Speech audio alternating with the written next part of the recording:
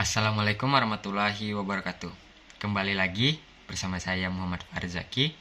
Kalau kemarin kita sudah membahas tentang sistem pemerintahan ada di Prancis dan Inggris, kali ini kita akan membahas sistem pemerintahan yang ada di negara Indonesia. Selanjutnya kita akan membahas sistem pemerintahan negara Indonesia. Yang pertama ada Trias Politika Indonesia. Indonesia menganut pemisahan dan pembagian kekuasaan, distribution of power, bukan pemisahan total seperti teori awal Montesquieu. Kekuasaan negara terbagi menjadi 3 cabang utama, tetapi saling berhubungan dan mengawasi atau checks and balance. Yang pertama ada kekuasaan eksekutif, yang terdiri dari presiden, wakil presiden, dan menteri kabinet. Presiden sebagai kepala negara, wakil presiden mendampingi presiden, dan menteri kabinet untuk membantu presiden, dan dapat dibentuk atau dibubarkan sesuai kebutuhan presiden. Presiden menjalankan pemerintahan, membuat kebijakan, dan melaksanakan undang-undang, tetapi tidak bertanggung jawab kepada DPR, tetapi DPR dapat mengawasi dan memberhentikan presiden melalui mekanisme impeachment bersama MPR dan MK. Yang kedua ada kekuasaan legislatif, yang berisikan MPR, DPR, dan DPD. Yang pertama yaitu MPR, berfungsi untuk mengubah atau menetapkan undang-undang dasar, melantik presiden dan wakil presiden.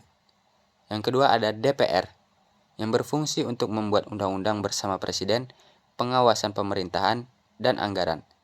Yang terakhir ada DPD, yang berfungsi untuk mengusulkan dan ikut membahas undang-undang terkait daerah, tetapi tidak ikut mengesahkan. Yang ketiga yaitu kekuasaan yudikatif, yang berisi MA, MK, dan KY. Baiklah, saya akan menjelaskan apa itu MA, MK, dan KY. MA adalah Mahkamah Agung, yang bertugas untuk mengadili tingkat kasasi, mengawasi peradilan. Selanjutnya ada MK, Mahkamah Konstitusi, yang bertugas untuk menguji undang-undang terhadap undang-undang dasar, sengketa pemilu, perselisihan hasil pemilu, pembubaran partai politik, dan sengketa kewenangan lembaga negara. Yang terakhir ada KY, Komisi Yudisial, yang bertugas untuk mengawasi hakim dan menjaga integritas hakim. Selanjutnya ada sistem pemilu di Indonesia. Sistem pemilu di Indonesia diatur dalam Undang-Undang Pemilu dan dilaksanakan oleh Komisi Pemilihan Umum. Secara langsung, umum, bebas, rahasia, jujur, dan adil, atau yang sering kita dengar dengan luber jurdil. Indonesia menganut sistem proporsional terbuka untuk pemilu legislatif serta pluralitas 2 putaran yang sedikit berbeda untuk pemilu presiden. Yang pertama kita akan membahas pemilihan presiden dan wakil presiden. Pemilihan presiden dan wakil presiden diselenggarakan setiap 5 tahun sekali bersamaan dengan pemilu legislatif dan DPD. Sistem pemilihan di Indonesia yaitu dipilih langsung oleh rakyat dengan sistem 2 putaran. Caranya, jika tidak ada pasangan calon yang memperoleh lebih dari 50% suara sah nasional dan minimal 20% suara di lebih dari 50% provinsi pada putaran pertama, maka akan dilanjutkan ke putaran kedua. Selanjutnya ada pemilihan legislatif dengan jumlah kursi dan sistem yang berbeda. Kalau untuk DPR, jumlah kursinya yaitu 580 dengan sistem proporsional terbuka. Sedangkan DPD memiliki jumlah kursi 136 dengan sistem non-partai, yaitu per provinsi 4 orang. Kita akan membahas tentang pemilu DPR. Indonesia dibagi menjadi dapil-dapil di tingkat nasional dan daerah sesuai jumlah penduduk. Dengan metode pembagian kursi sebagai berikut. Sistem proporsional terbuka. Pemilih memilih caleg perorangan dari partai tertentu. Selanjutnya, suara sah untuk partai adalah jumlah suara semua caleg partai tersebut di dapil. Dan kursi dibagi menurut sistem Sainz-Lek atau metode pembagian kursi diproporsional kepada partai peserta yang melewati ambang batas parlemen atau threshold. Ambang batas parlemen atau parliamentary threshold. Partai peserta pemilu harus memperoleh sekurang-kurangnya suara tertentu secara nasional untuk mendapatkan kursi DPR yang disebut sebagai parliamentary threshold atau angka pasti threshold bisa berubah tiap undang-undang pemilu.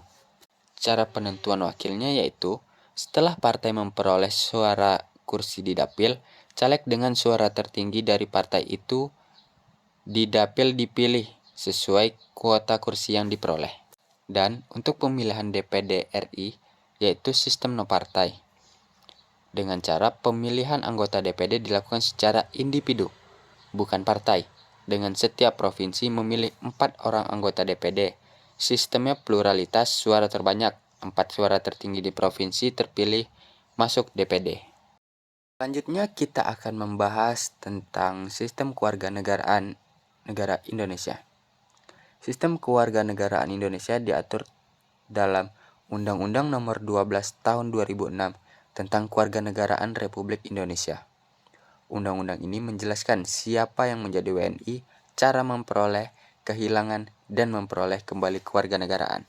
Indonesia menganut ius sanguinis atau hak darah. Kewarganegaraan ditentukan oleh keturunan atau asal orang tua, bukan semata karena lahir di wilayah. Prinsip ini berarti anak mengikuti status kewarganegaraan orang tua, terutama ayah atau keduanya sesuai aturan undang-undang. Terdapat berbagai cara atau syarat untuk menjadi warga negara Indonesia. Yang pertama yaitu berdasarkan keturunan atau ius sanguinis. Dengan ketentuan anak dari orang tua WNI maka otomatis menjadi warga nasional Indonesia. Yang kedua yaitu lahir di Indonesia. Jika orang tua tidak diketahui kewarganegaraannya dan anak tersebut lahir di Indonesia, maka otomatis menjadi warga negara Indonesia. Yang ketiga ada naturalisasi. Warga negara asing yang tinggal lama, memenuhi syarat bahasa dan hukum, ajukan resmi, maka bisa menjadi warga negara Indonesia. Yang ketiga yaitu pernikahan. Melalui pernikahan tidak otomatis menjadi warga negara Indonesia, tetapi bisa menjadi dasar permohonan untuk menjadi warga negara Indonesia. Baik, cukup sekian materi yang bisa saya sampaikan tentang sistem pemerintahan di Indonesia. Terima kasih sudah menonton. Assalamualaikum warahmatullahi wabarakatuh.